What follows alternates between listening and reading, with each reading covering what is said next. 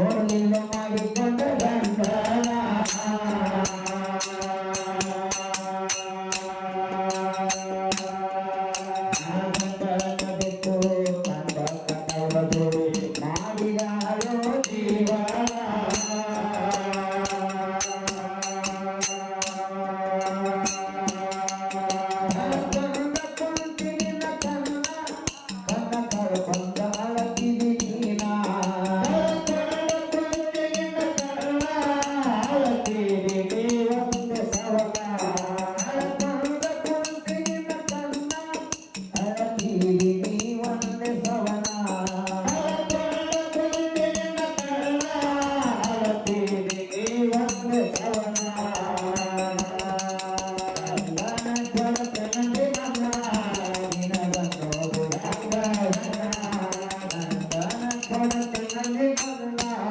ನಿನಗನ್ನೋದು ಹ್ಯಾಂಗ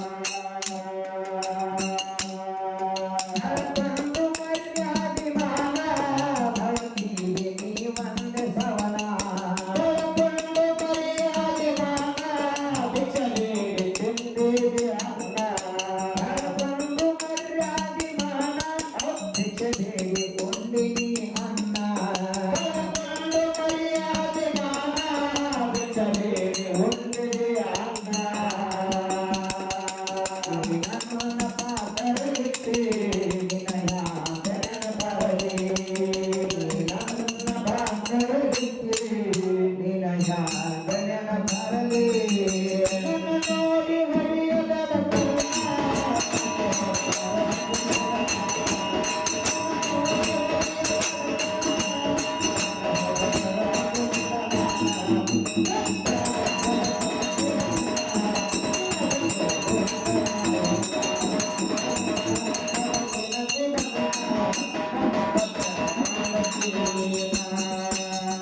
ಅದಕ್ಕ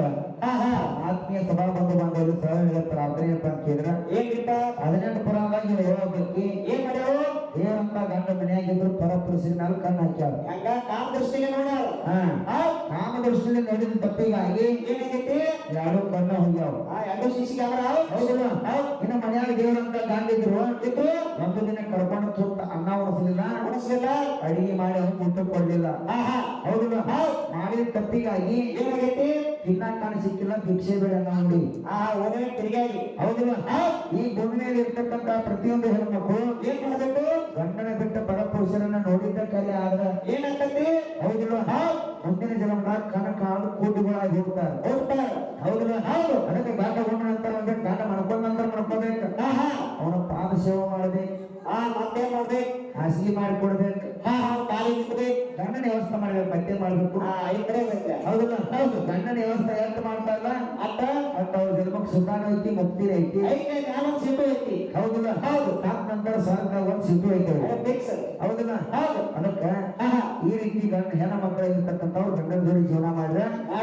ಅವ್ರು ಬಾಳೆ ಸುದ್ದ ಆಕೈತಿ ಅವ್ರ ಬಾಳೆ ಬಂಗಾರ ಆಕೈತಿ ಅವ್ರ ಬಾಳೆ ಬಂಗಾರ ಆಕೈತಿ ಅದಕ್ಕೆ ಪ್ರತಿಯ ಪರಮಾತ್ಮ ಅಂದಾರ